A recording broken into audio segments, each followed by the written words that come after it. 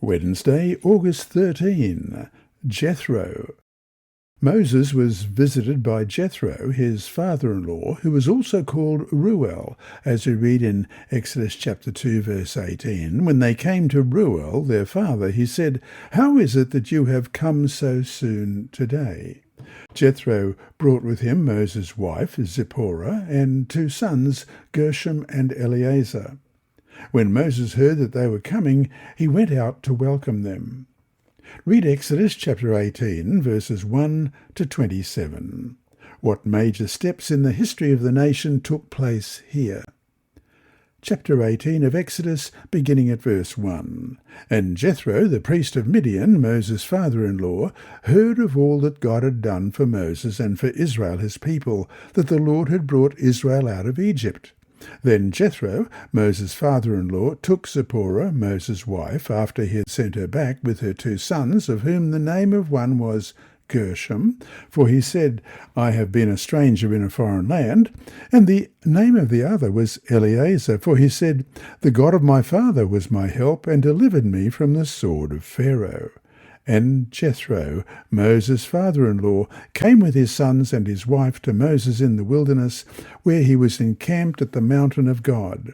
Now he had said to Moses, "I, your father-in-law, Jethro, am coming to you with your wife and her 2 sons with her." So Moses went out to meet his father-in-law, bowed down and kissed him, and they asked each other about their well-being, and they went into the tent. And Moses told his father-in-law all that the Lord had done to Pharaoh and to the Egyptians for Israel's sake, all the hardship that had come upon them on the way, and how the Lord had delivered them. Then Jethro rejoiced for all the good which the Lord had done for Israel, whom he had delivered out of the hand of the Egyptians. And Jethro said, "Blessed be the Lord, who has delivered you out of the hand of the Egyptians, and out of the hand of Pharaoh, and who has delivered the people from under the hand of the Egyptians. Now I know that the Lord is greater than all the gods, for in the very thing in which they behaved proudly, he was above them." Then Jethro, Moses' father-in-law, took a burnt offering and other sacrifices to offer to God, and Aaron came with all the elders of Israel to eat bread with Moses' father-in-law before God.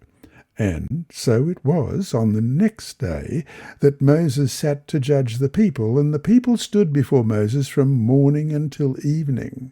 So when Moses' father-in-law saw all that he did for the people, he said, "What is this thing that you are doing for the people? Why do you alone sit, and all the people stand before you from morning until evening?" And Moses said to his father-in-law, "Because the people come to me to inquire of God. When they have a difficulty, they come to me, and I judge between one and another, and I make known the statutes of God and of his laws." So Moses' father-in-law said to him, "The thing that you do is not good. Both of you and these people who are with you will surely wear yourselves out. For this thing is too much for you. You are not able to perform it by yourself. Listen now to my voice. I will give you counsel, and God will be with you. Stand before God for the people, so that you may bring the difficulties to God. And you shall teach them the statutes and the laws, and show them the way in which they must walk and the work they must do.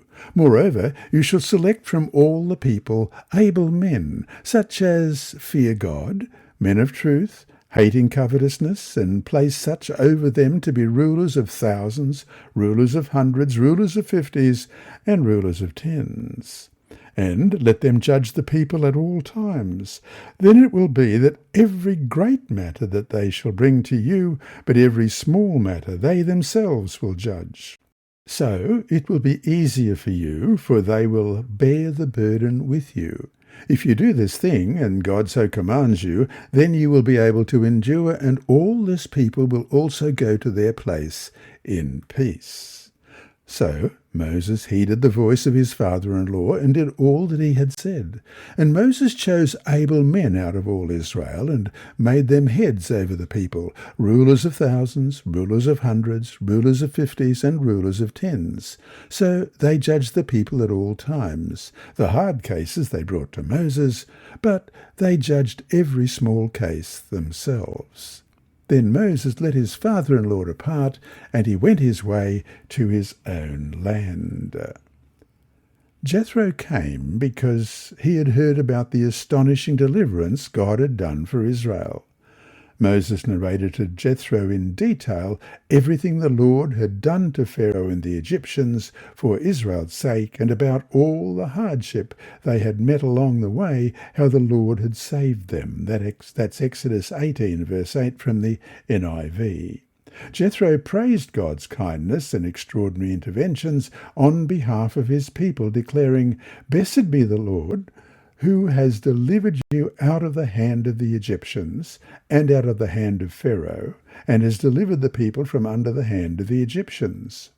Now I know that the Lord is greater than all gods, because in this affair they dealt arrogantly with the people, and that was verses 10 and 11 from the English Standard Version. What we see here is an example of how God's work among his people was to be a witness to the world of who the true God is and what he can do for his people.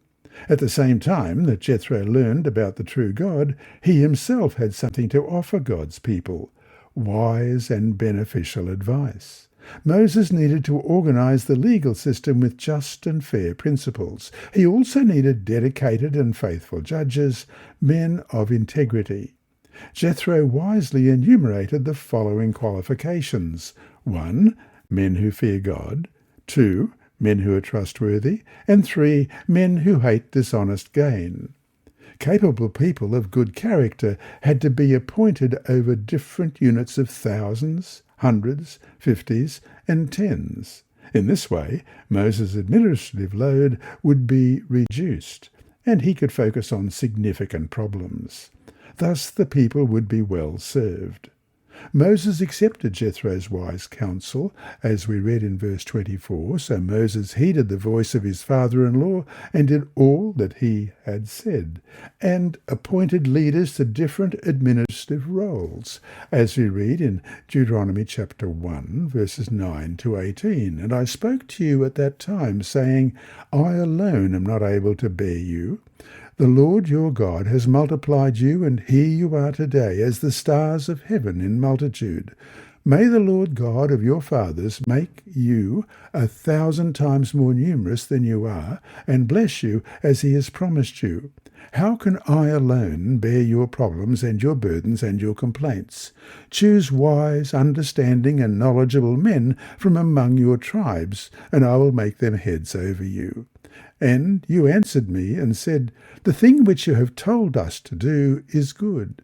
So I took the heads of your tribes, wise and knowledgeable men, and made them heads over you, leaders of thousands, leaders of hundreds, leaders of 50, leaders of tens, and officers for your tribes.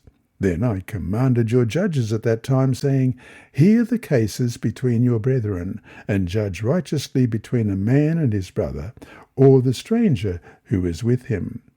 You shall not show partiality in judgment. You shall hear the small as well as the great. You shall not be afraid in any man's presence, for the judgment is God's. The case that is too hard for you, bring it to me, and I will hear it. And I commanded you at that time all the things which you should do." And so to finish today, Moses could have just brushed off the old man and told him to mind his own business. He didn't. What important lessons can we learn from his willingness to listen to this person who wasn't even a Hebrew?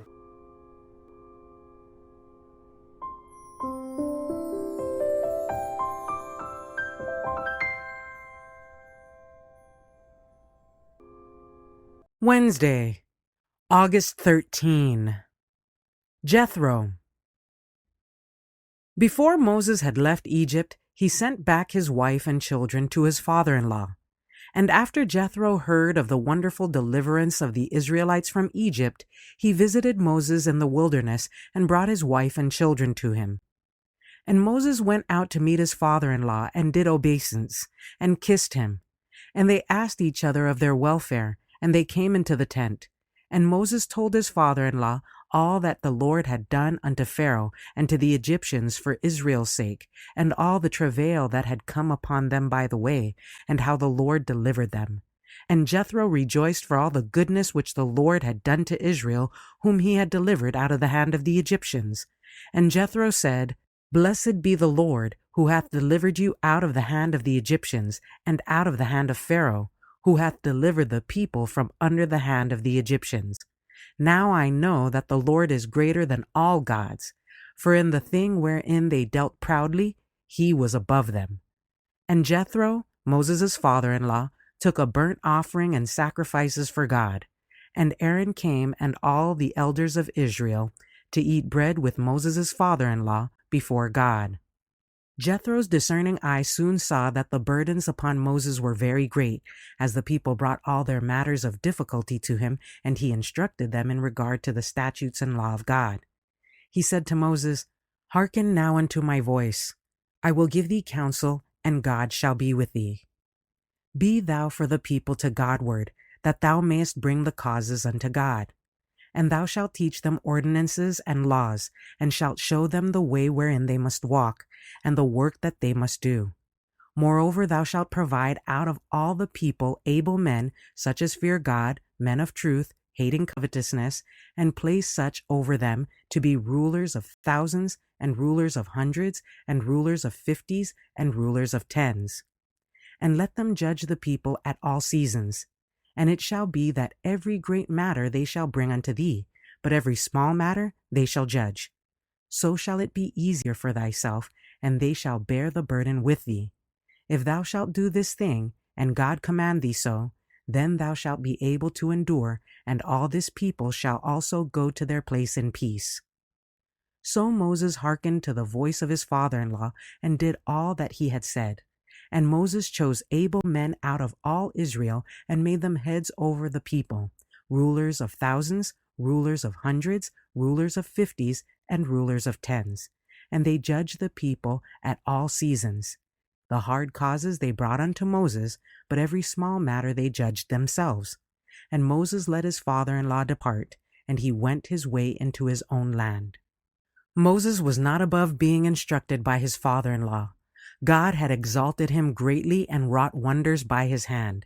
Yet Moses did not reason that God had chosen him to instruct others and had accomplished wonderful things by his hand, and he therefore needed not to be instructed.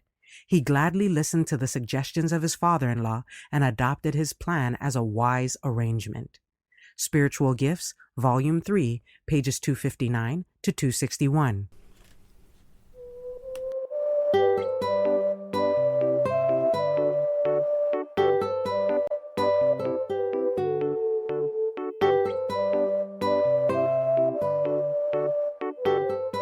And remember, God is always faithful.